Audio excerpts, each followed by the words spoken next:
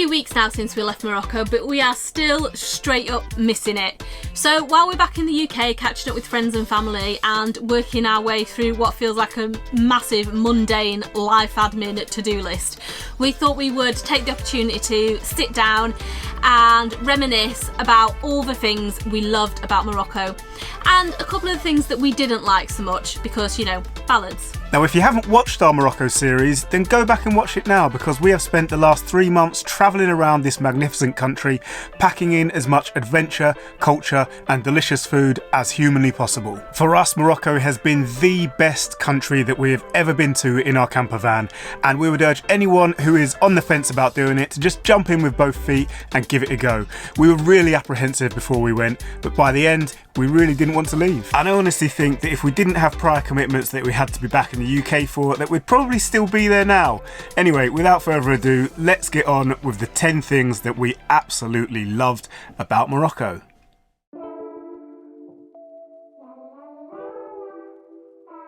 From the first time that we stepped foot in a hammam, we were completely hooked. It was such a mad experience, but it was completely invigorating and we just felt cleaner than we'd ever felt before. These 2-minute van showers now are definitely not cutting it, I tell you. We don't feel like we're ever going to feel clean properly ever again. But seriously, if you are planning a trip to Morocco, you need to go and visit a traditional hammam.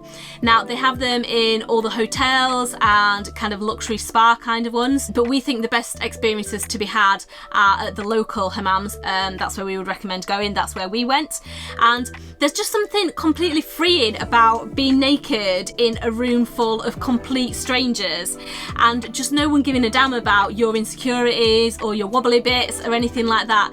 And having someone wash you, it just feels really like childlike, and it's just such a lovely experience. It probably doesn't make sense to anyone that's not experienced one before, but you have to do it if you go to Morocco.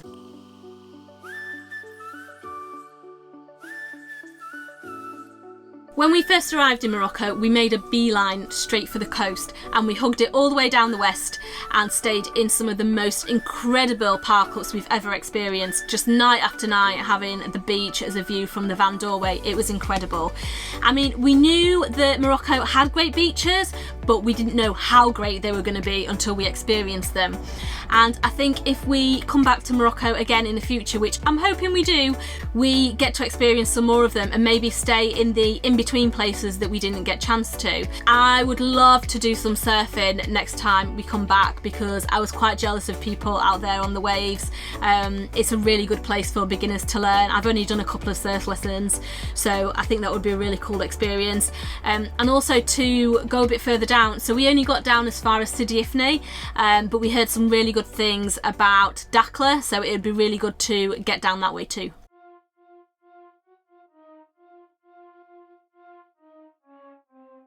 Moroccan food is, simply put, amazing. Now, when you Google Moroccan food in the UK, you get a set of results that I now know, having been to Morocco, bear absolutely no resemblance to what you actually get when you're in Morocco. So whilst we'd heard of stuff like tagines and tried food that claimed to be Moroccan, it was nothing like the real deal. So it actually took us a little bit by surprise just how delicious and varied Moroccan cuisine is. As we've already discussed, when we arrived, we headed straight for the coast, so we learnt pretty quickly just how amazing Moroccan seafood is. Sardines are an absolute staple, and they're done in a variety of different ways, from simply grilled to butterflied and stuffed to made into meatballs, and they're all absolutely delicious. Beyond sardines, we tried lots of fresh fish that was straight out of the sea. There was tons of shellfish, prawns, squid and more. Away from the coastal areas, you'll find more slow cooked dishes like tagines. There's lots of barbecue, couscous on a Friday, delicious soups, incredible olives, fantastic sweets. Look, to be honest with you, there's just so many amazing things to try that we can make a whole video on food alone. Now, if you're Moroccan, then you don't need reminding of how amazing your cuisine is. But if you are not Moroccan and you are planning a trip or considering going, then just know that you are in for a world of amazing, mind-blowing flavours.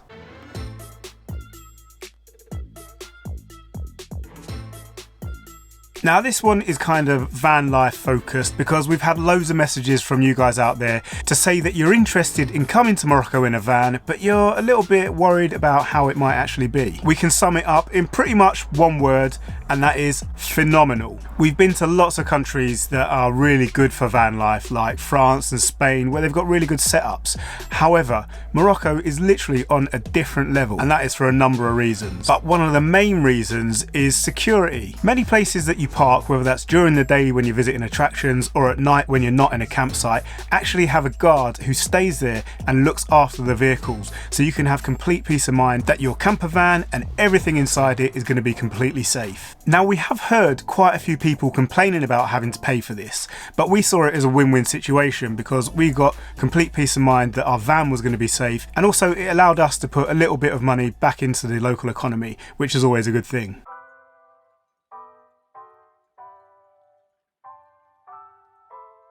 Morocco is the friendliest country that we have ever visited, hands down, period. We were welcomed by most people with open arms, and we were treated with love and warmth wherever we went. As soon as we arrived, we had so many Moroccan people sending us messages, offering us to come and eat with them, to stay in their family home, that they'd show us around their hometowns, or even just some friendly, helpful advice.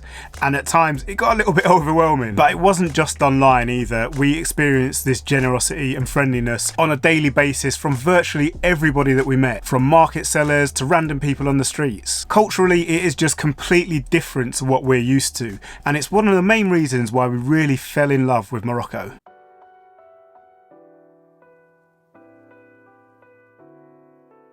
Whilst the hospitality and generosity that we received was incredible, there was always an extra special something for our daughter Adie. We literally couldn't go out without someone giving her something, from pieces of fruit to chocolate, sweets, little souvenir trinkets to full meals in restaurants. She was treated like royalty everywhere that we went, and Adie really thrived on all of the positive attention that she got, and actually we saw some pretty big changes in her whilst we were in Morocco. She became less wary and a lot more open and inquisitive, and we think that the love that she was shown whilst we were there definitely had something to do with that.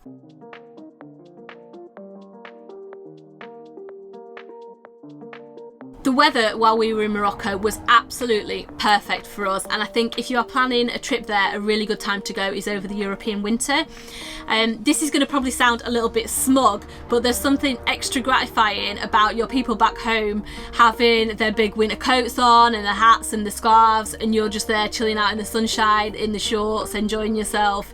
Yeah, it just makes it that little bit extra special. We absolutely hate the grey cold weather, which is at its worst in the UK, obviously over the winter months. Jay and I both know how much a positive effect of sunshine has on our moods, so to have essentially skipped the whole winter season in the UK and be returning here just as it's kind of warming up a little bit is kind of brilliant.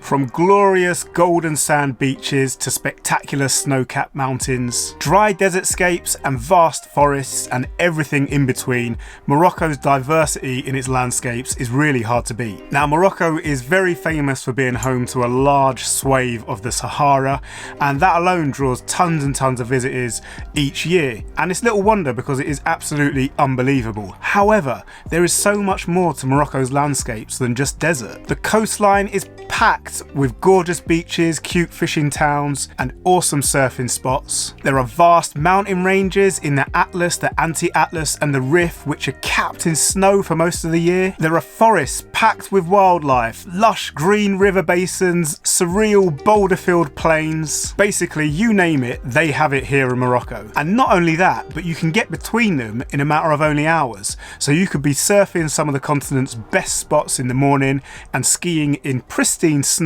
in the afternoon.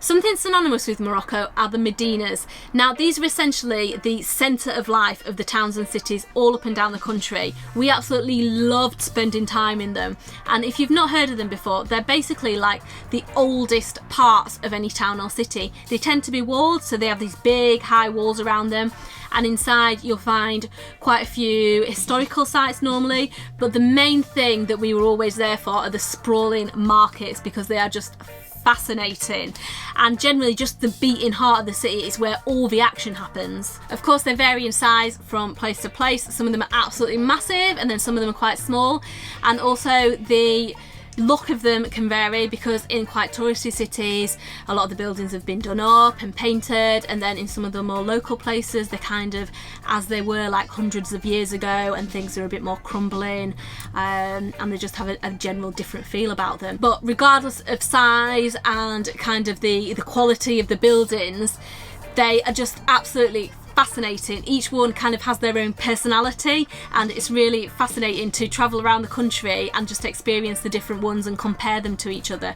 So yeah, we spent hours and hours wandering around these places, and it was always the first place that we headed to when we got to a new place. It's kind of like a full body experience in them as well. So like you just walk in and the sights and the smells just completely hit you, the noises, just everything, it's all there, just kind of like laid bare and just kind of like assaults you. It's such a brilliant experience.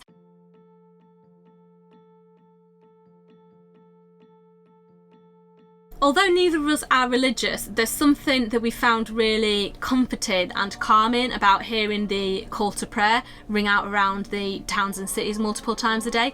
And I guess we didn't really think about it until we'd left Morocco and got back to Spain and realised that we did actually really miss it. And the reason for that is because before we went to Morocco, we had read that a good thing to do is kind of use the opportunities throughout the day when it happens to do something for yourself, if you're not religious minded. So we just used to use it as a reminder to pay attention to where we were and what was going on, and just kind of really ground ourselves in the moment. And that was just a really lovely thing to do, and it's something that's not been happening now, to be honest, since we've left Morocco, because we don't have that regular reminder throughout the day. We find it really easy to just get swept up in the momentum of the day, so to have that period of reflection where you can just properly ground yourself like 4 or 5 times a day was just really, really good for our well-being. I say 4 or 5, we were never awake for the early morning one. It kind of just like woke us up a little bit, and then we would just go straight back to sleep again. Okay, just for balance then, because there had to be some things about Morocco that we obviously didn't like, it couldn't just be all good stuff, so we've picked one thing each that really annoyed us.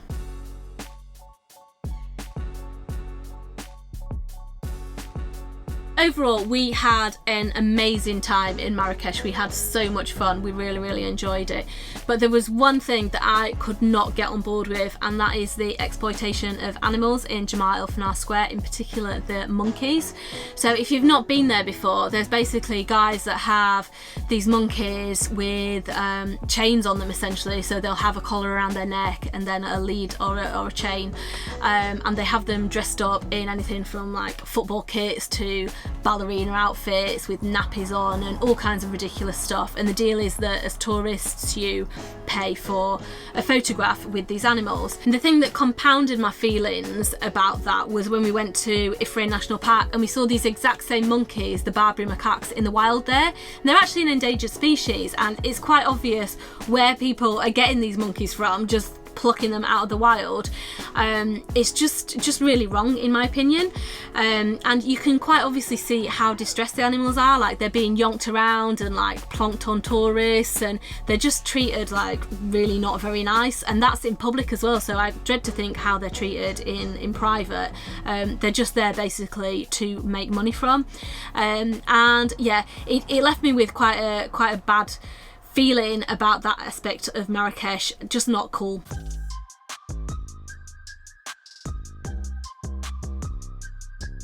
There's something that doesn't agree with me about walking into a shop and absolutely nothing having a price on.